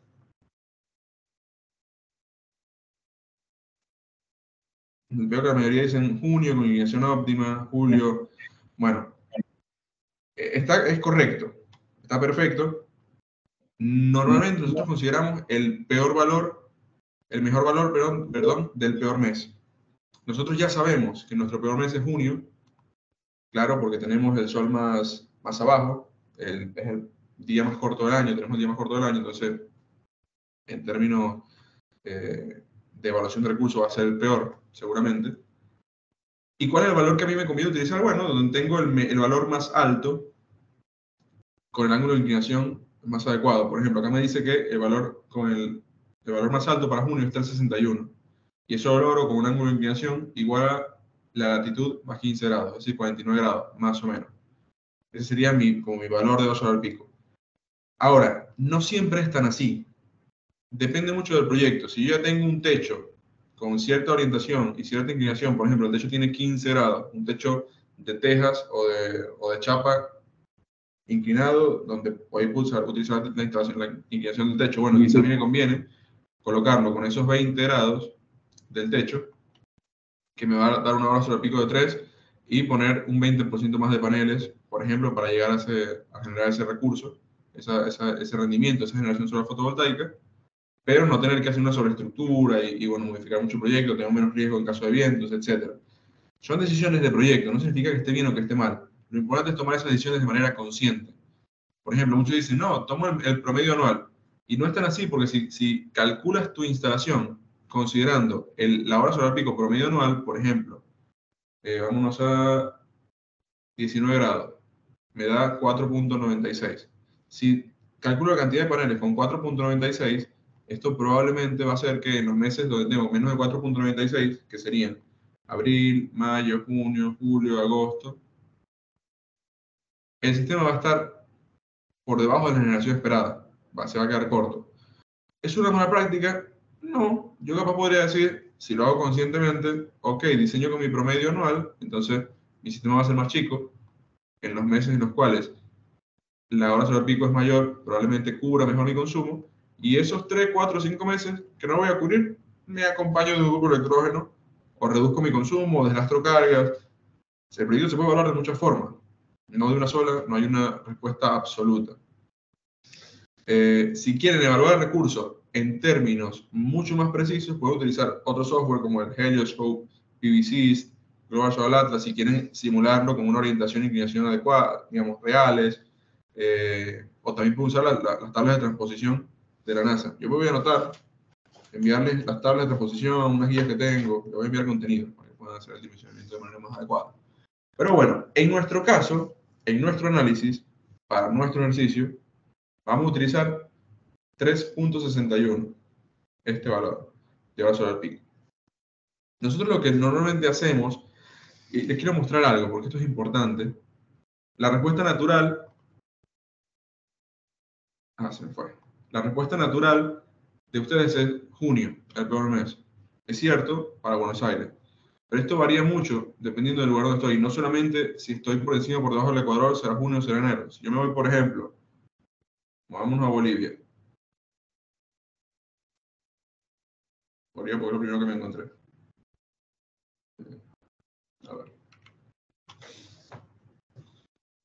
En lugares que están más cerca del Ecuador, donde la latitud no influye demasiado en el recurso solar, hay otros datos que son importantes para estimar cuál va a ser el peor mes del año. Bueno, supongamos que estoy aquí, no sé en qué lugar es eso. Me voy a CSV, parámetros para paneles solares inclinados.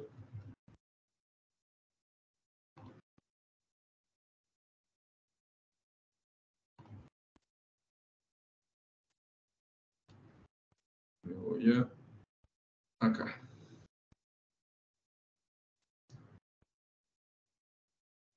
Bueno, fíjense que para ese lugar de Bolivia, mi peor mes, supongamos, no es junio. El peor mes es abril, tengo 285. Marzo tengo, ya perdón.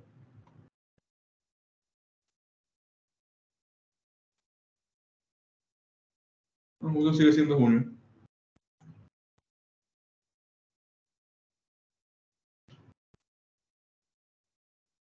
No, no me sirvió el caso. Vamos por otro caso. Hay algunos casos donde no es junio, justamente.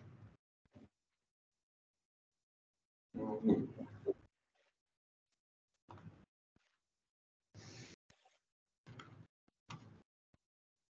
Igual se entiende el punto, ¿no? Que lo estoy tratando de demostrar.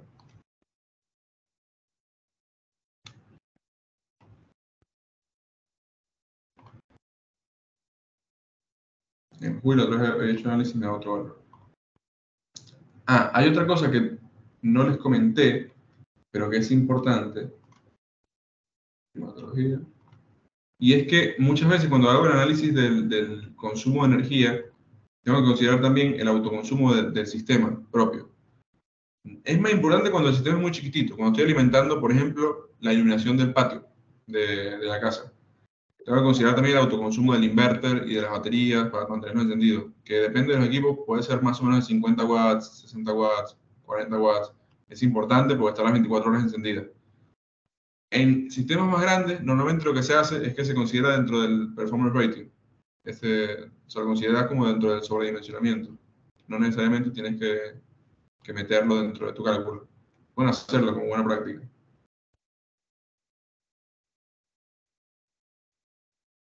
Bueno, está más o menos igual.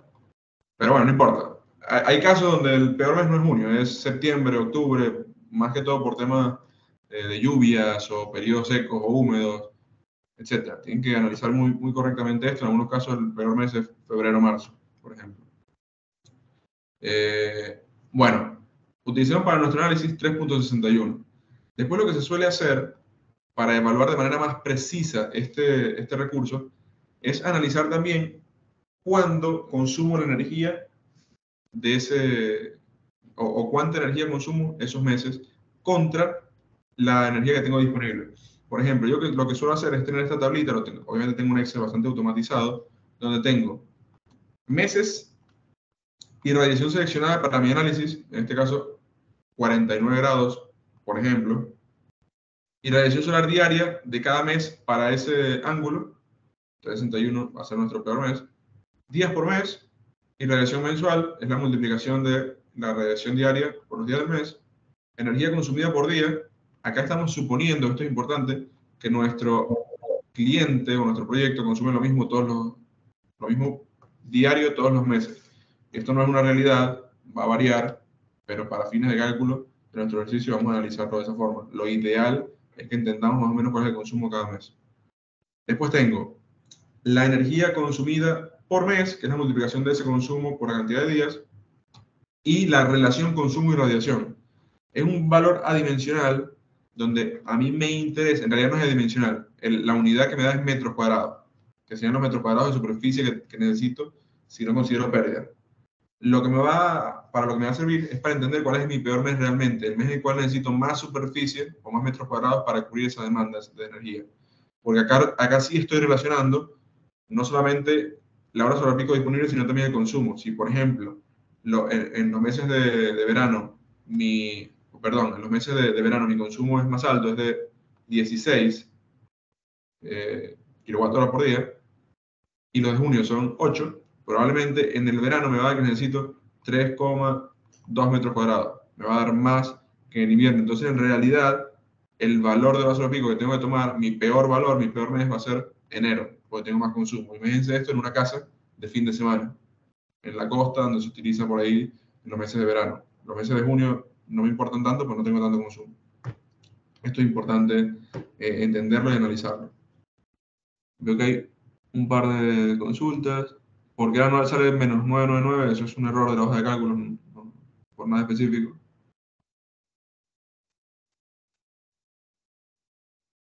En resumen, según la tabla, sería el mejor valor, pero del peor mes, efectivamente.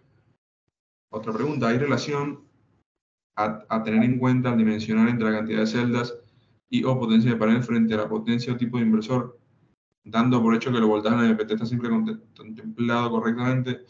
En realidad no. A ver, los equipos, los inversores, tienen una potencia máxima de paneles solares fotovoltaicos o una corriente máxima que te permiten aprovechar. Si te pasa de corriente, probablemente el equipo va a trabajar más abajo del MPPT. O sea, si el MPPT es de 15 amperes máximo y trabajas a 17, te va a trabajar a 15, probablemente. En algunos casos se va a salir de operación, te va a tirar un error, pueden pasar muchas cosas. Pero no hay una relación tan directa entre la potencia de inversor y la potencia de paneles, porque esto depende del consumo. Por ejemplo, esto ya lo vimos, ¿no? Pero voy a explicarlo rápido. Vamos acá. Bueno, acá. Imagínense este gráfico, ¿no? Que es un gráfico de demanda de potencia en el tiempo. ¿Qué pasa? Dependiendo de cómo sea el cliente, cómo sea el proyecto, yo puedo tener una demanda de potencia, supongamos que es de 5 kVA o 4, como está dando nuestro proyecto. Pero esta demanda de potencia máxima puede ser algo así, supongamos, ¿no? A la mañana el cliente consume energía de esta forma y después a la tarde tiene un pico de 4 kVA cae y después no tiene casi nada de consumo. Supongamos que a las 7 de la tarde mi cliente demandó 7 kVA. O 4, perdón. Mi curva de generación solar, la energía que yo genero, no sé si puedo cambiar el color a esto, ¿eh? Sí puedo. La curva de generación va a ser, no se ve nada del amarillo. Color del lápiz.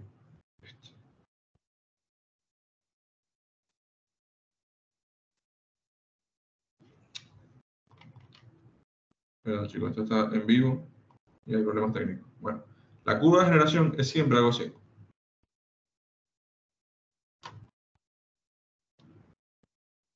Perdón, así. ¿Ok? Entonces, acá el sistema, esto lo autoconsumiré. Esto lo mandaré a una batería.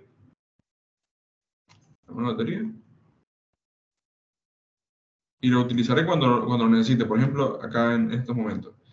Mi consumo de energía, el consumo de energía de mi cliente, es igual al área debajo de toda esta curva. Es decir, el volumen de mi gráfico, el área de mi gráfico en realidad. Pero sería el volumen de energía que estoy consumiendo. ¿Esto se entiende?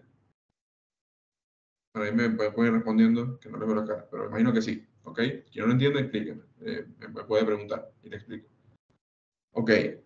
Ahora, ¿qué relación tienen los paneles? Tienen relación a la generación de energía, que va a ser mi curva esta que estoy como dibujando acá, mi campana de Gauss, tiene relaciones con esta curva, que no es una curva, sino que, digamos, el gráfico de consumo.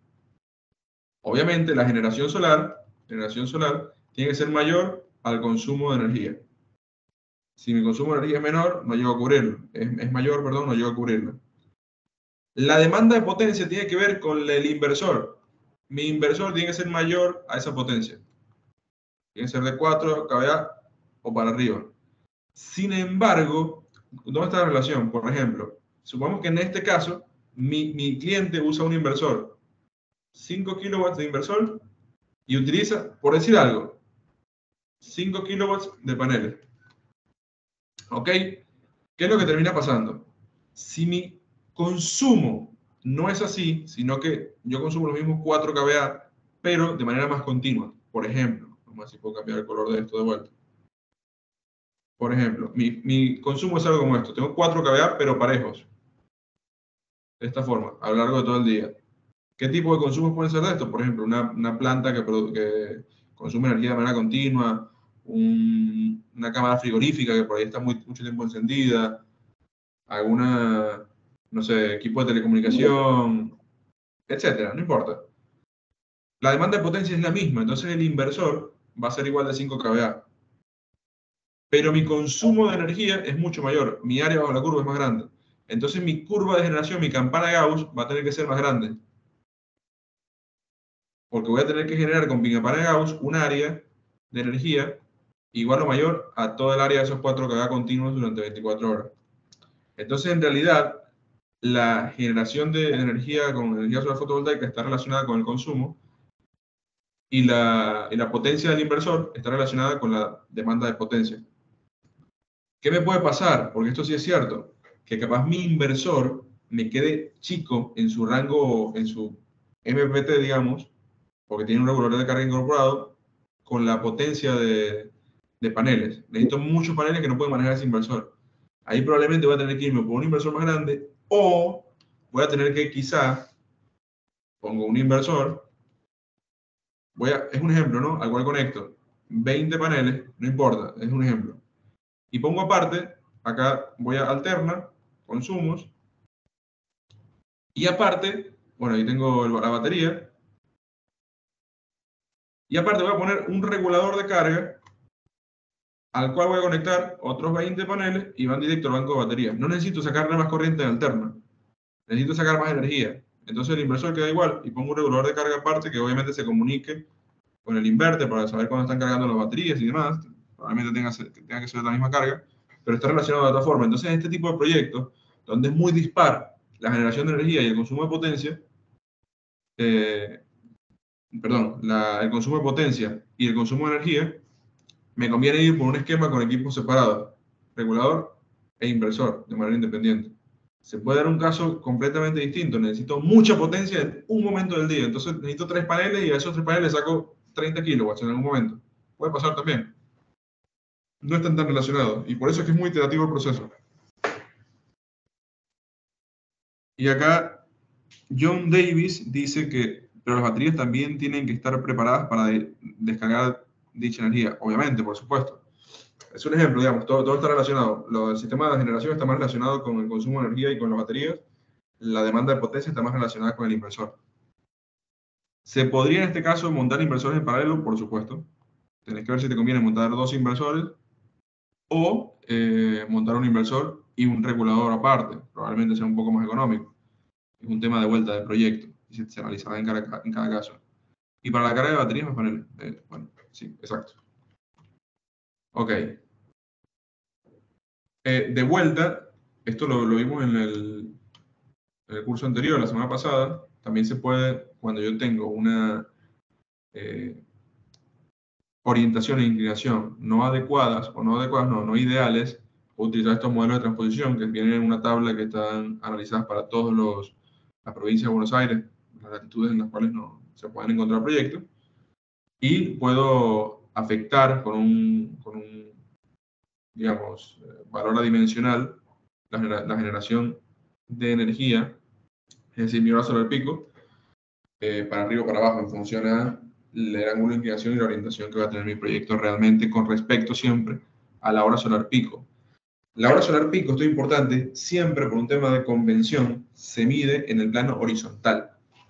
Es decir, mi hora solar pico, cuando voy a una base de datos, esa hora solar pico es cuando mi superficie está completamente horizontal. Bueno, ahí Lorenzo hace, no sé, creo que es una pregunta.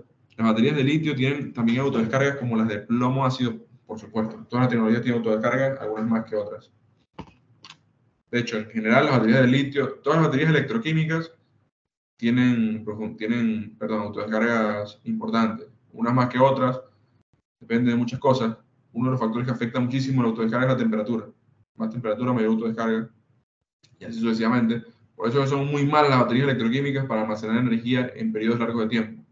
Por ejemplo, yo no puedo almacenar energía en el verano para usarla en el invierno. Sí puedo hacerlo con carbón, o con leña, o con petróleo. Esa es una de las ventajas de los fósiles. Y muy probablemente en los próximos años podamos hacerlo con hidrógeno. Es una ventaja del hidrógeno. Puedo almacenar energía en el invierno cuando tengo mucha energía solar y la ocupo después en el verano. Pero con plomo ácido y con litio no se puede hacer. Bueno, existen otros software. Este curso no es un curso específico de software, pero si se van a los cursos que están cargados en YouTube de Multisolar, van a encontrar un curso que hicimos hace como un año más o menos, de uso de Helioscope y de PVSys. Entren cuando quieran y va a estar interesante. Bueno, algunos de los software que podemos utilizar, de vuelta, no es específicamente lo que hacemos acá. La cuarta etapa o cuarto proceso sería la selección de los equipos. Acá es donde más tiempo vamos a llevar. Obviamente, ahora vamos a llegar más o menos hasta seleccionar el inversor y después seleccionamos los otros componentes. Pero esto sí depende mucho de qué tengo disponible. Yo ya dimensioné mis necesidades. Sé cuál es la hora solar pico que tengo disponible, lo determiné en función al software de la NASA. Sé cuál es mi demanda máxima de potencia, que serán unos 4 kVA más o menos. Y sé cuál es mi consumo de energía, que dijimos que eran aprox 8.8 kilowatts hora por día. Ahora tengo que seleccionar los componentes. Nuestro proyecto va a ser un proyecto de vuelta aislado de la red. ¿Cómo lo selecciono? Esto también es importante. En función a la bibliografía con la que lean, algunos autores, por así decirlo, prefieren dimensionar los proyectos partiendo por el dimensionamiento del sistema de almacenamiento, por el banco de baterías, o partiendo por los paneles, o partiendo por el inverter. Yo suelo hacerlo, y esto es, si se quiere casi personal, dimensionando primero el inverter, porque el inverter me va a determinar un montón de datos, o un montón más que el inverter, el regulador, el inversor regulador, digamos, me va a determinar un montón de datos relacionados a cuál es, por ejemplo, el voltaje nominal con el cual trabaja el banco de batería. Entonces ya sé que trabaja a 48 volts, cuál es la tensión o el rango de tensión de corriente continua de entrada de paneles, sé cuántos paneles en serie puedo poner. Me va a determinar también el tipo de corriente, monofásica o trifásica, por ejemplo. el tipo de onda sinusoidal, etcétera, etcétera. Algunos datos con los cuales yo voy a iterar. Si yo ya sé que el rango de MPT de trabajo de mi equipo es de 120 volts a 450 volts, y mis paneles son de 50 volts, por ejemplo, ya sé que no me puedo pasar de 8 paneles, porque si me paso de 8 paneles, se sale del rango de trabajo, y que tengo que poner por lo menos 3 o 4 para que arranque, y así sucesivamente. Esto tenemos que evaluarlo en cada proyecto. En general, el inverter debe ser capaz de instalarse cerca del tablero eléctrico o cerca del arreglo de paneles. Debe poder ser manejable, digamos. La vida útil del mismo debe ser elevada, atendiendo las necesidades de la planta solar. El mantenimiento requerido debe ser mínimo. Debe poder entregar una onda sinusoidal acorde a las necesidades y además poder monitorearse. Esas son como algunas de las características que yo creo que los inverters tienen que tener de manera casi que obligatoria. Los inverters se pueden clasificar de muchas formas. Por ejemplo, según el tipo de inversor. Hay algunos que son inversor cargador, es decir, que puedo tanto transformar de continua a alterna, como de alterna a continua, es decir, entregarle energía a la batería o sacarle energía de la batería. Normalmente estos inversores, que son inversor cargador, no tienen regulador incorporado. Se llaman inverter o inversor cargador, bueno, no importa.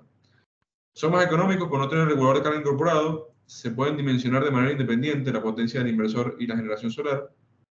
Idealmente deben poder comunicarse con el regulador de carga para controlar el estado de carga de la batería. Lo más adecuado es que el inverter y el regulador se puedan monitorear en conjunto y que estén comunicados, por ejemplo, como hacen marcas como Victron, por decir alguna. Porque si no, se puede dar el caso de que se está cargando la batería con el inverter y también con el regulador de carga a través de los paneles, y te puedes pasar de la corriente máxima de carga de la batería porque no están comunicados. Se pueden dar, o sacarle corriente muy rápido, este tipo de cosas hay que controlarlas. Y después tenemos inversores con regulador incorporado, lo que se llaman también all-in-one. En el caso de nuestro ejercicio vamos a tomar como referencia uno de estos. Características: ya tienen incorporado dentro de su fabricación el regulador de carga, el cual puede ser PWM o MPT. No se puede dimensionar de manera independiente, esto es una desventaja. La generación y la potencia del inversor, por ejemplo, en caso de que tenga mucho consumo de energía y poca demanda de potencia, o viceversa. Al estar integrado con el regulador, el precio en su conjunto, es decir, como si lo compraras de manera independiente, suele ser un poco menor y más sencilla la instalación, hay que hablar menos, etc. Par de preguntas.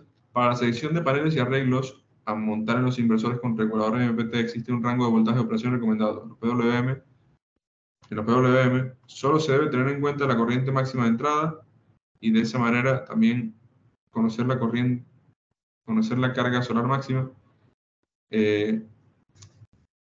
No entiendo muy bien la pregunta. Si la puedes de vuelta explayar un poco mejor o hacerla un poquito más concisa, así te la respondo más práctica, porque si no me voy a ir un poquito a otro lado.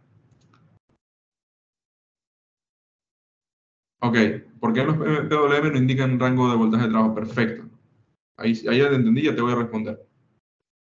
Básicamente, porque los PWM no tienen un rango de voltaje de trabajo. El rango de voltaje de trabajo es el voltaje de la batería, del sistema de almacenamiento. Justamente después vamos a ver la diferencia, pero los PWM hacen que el punto de potencia del panel solar sea a su corriente máxima que puede generar y al voltaje de carga del banco de batería. Porque no pueden transformar de continuo a continuo, digamos. No tiene ese trafo CCCC. No llevan el voltaje del punto máxima de potencia del panel al punto de batería, sino que utilizan el panel hasta el voltaje de trabajo máximo ese.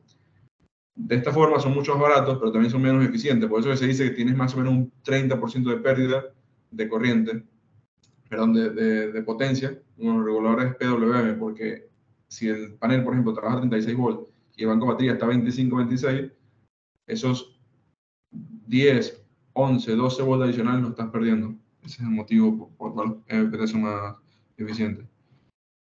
Otra pregunta: ¿las curvas de carga y de consumo es la única forma de evaluar si las baterías se van a completar en cada ciclo? En principio, sí. Una pregunta tonta: ¿por qué se llama inversor si no invierte nada? Por el contrario, un convertidor se invierte. Se invierte, por supuesto, está invirtiendo en la dirección de la corriente alterna. En la corriente continua, la onda sinusoidal es siempre perdón, valor de corriente y de tensión es siempre positivo. En la corriente alterna lo está invirtiendo, de positivo a negativo, positivo a negativo. Por eso se llama inversor, pero en realidad, como la forma hispana correcta, sería ondulador. Así lo llaman en España, a los inversores. O inverter. Pero es por eso. Bueno. Entonces, los inversores también pueden clasificarse en función de su tipo de onda. Hay inversores de onda cuadrada, muy básicos, solo sirven en principio para ciertos consumos como iluminación, algunas cargas eléctricas, etc. No son compatibles con equipos que tengan motores o no deberían serlo. También tenemos inversores de onda modificada. La onda es una onda parecida a sinusoidal, pero no es tan precisa, por así decirlo, tan pura. Y después tenemos inversores de onda sinusoidal pura, lo cual genera una onda sinusoidal pura, digamos, o casi pura, ninguna onda es completamente pura, y puede abastecer cualquier tipo de carga de corriente alterna. De hecho, son los más eficientes y también los más caros.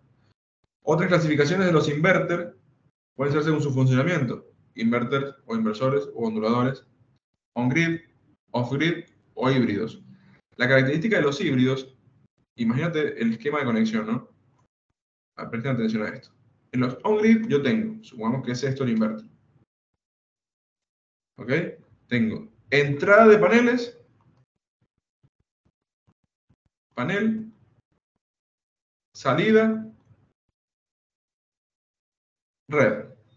Es así el esquema. Entra en paneles, sale a la red. Obviamente después tenemos conexiones de comunicación, datos, etcétera, etcétera. En los inversores off-grid, que crean una red, tengo paneles, más menos, batería. Acá no llamémoslo red, llamémoslo carga.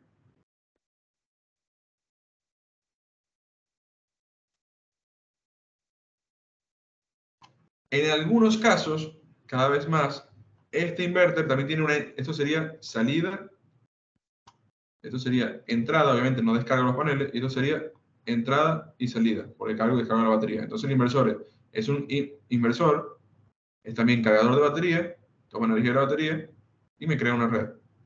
En algunos casos, estos inversores off-grid también tienen una entrada de red o de generador o de red, una entrada de alterna para que pueda cargar la batería. Por esta conexión de alterna, ellos no generan corriente, no.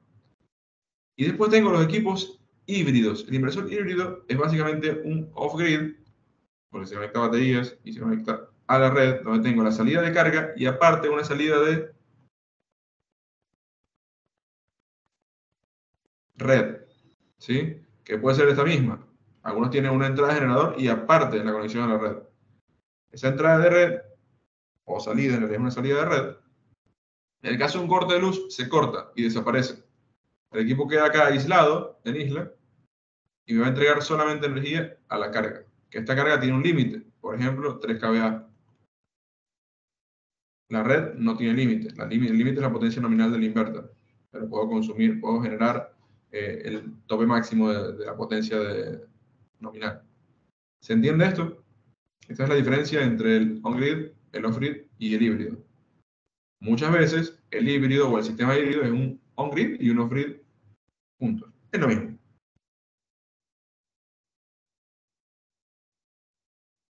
Hay una pregunta, ¿por qué el inversor off-grid dice siempre con baterías no podría colocarse sin baterías y en caso de corte de luz seguir funcionando?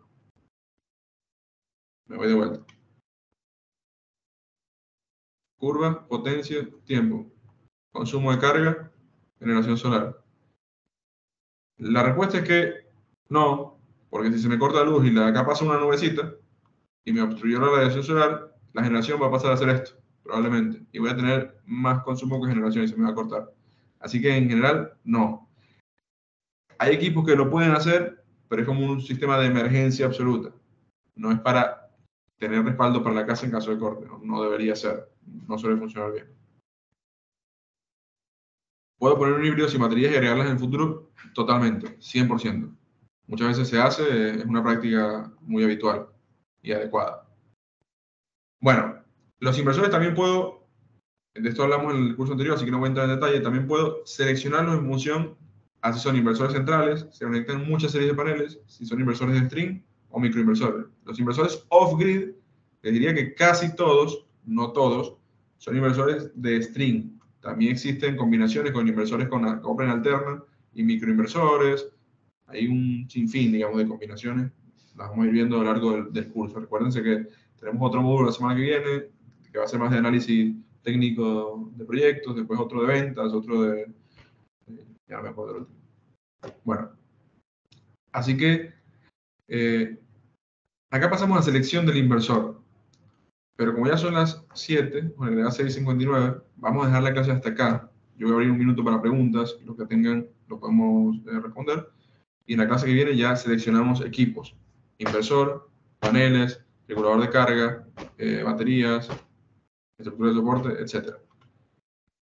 Hasta aquí, chicos, ¿cómo vienen con el curso, chicos y chicas? ¿Vienen bien? ¿Vienen entendiendo? ¿Me vienen siguiendo? ¿Tienen alguna consulta puntual? Cuéntenme, que estoy acá para responderles. Ahí veo una.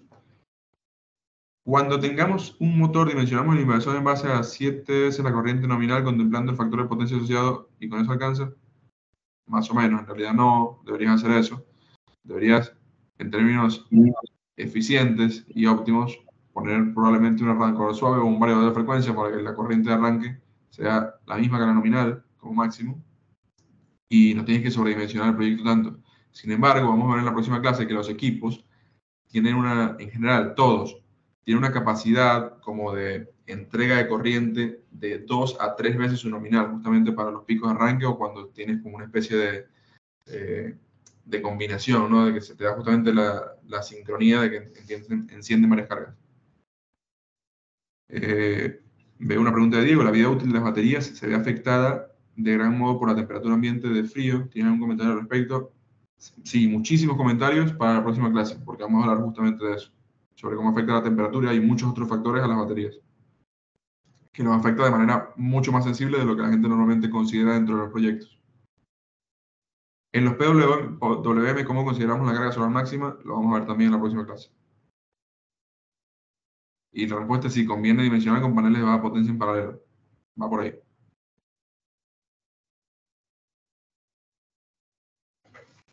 Bueno, veamos si hay otra pregunta. Si no, ya nos estaríamos yendo.